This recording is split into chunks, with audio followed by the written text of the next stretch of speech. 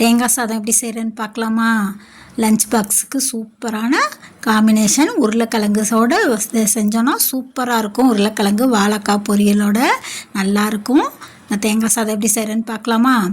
அதுக்கு ஒரு கடாயில் தேங்காய் எண்ணெய் ஊற்றிக்கணும். கொஞ்சம் அதிகமாகவே சேர்த்துக்கணும். ஒரு தேங்காய் திருவி வச்சுருக்கேன். ஒரு பெரிய வெங்காயம், பச்சை மிளகாய் அரிஞ்சு வச்சுருக்கேன், கருவேப்பிலை தழையும்.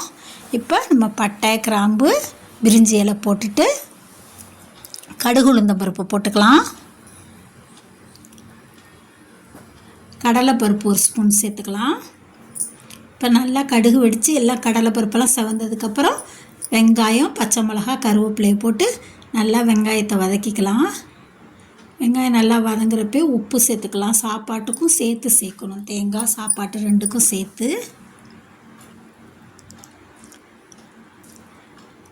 நல்லா வதங்கினதுக்கப்புறம் நம்ம தேங்காய் துருவலை சேர்த்துக்கலாம். தேங்காய் துருவல் நல்லா வதங்கணும். அதுதான் நல்லா அந்த எண்ணெய் அதுக்கு தான் கொஞ்சம் நிறைய ஊற்றினேன். நல்லா சுருளில் தேங்காய் பூ நல்லா வதங்கினா தான் சாப்பாடு மதியானம் வரைக்கும் கெடாமல் இருக்கும். தேங்காய் பூ நல்லா வதங்கினதுக்கப்புறம் நமக்கு எவ்வளோ சாப்பாடு தேவையோ அதை எடுத்து ஆற வச்சுருக்கேன். தேங்காய் எண்ணெயில் செஞ்சால் தான் நல்லாயிருக்கும். இது உங்களுக்கு தேவைன்னா தேங்காய் எண்ணெயை ஊற்றிக்கலாம். சாதத்துலேயும் ஊற்றிட்டு இப்போ நல்லா கிளறிட்டு மேலே மல்லித்தழை தூக்கிக்கலாம்.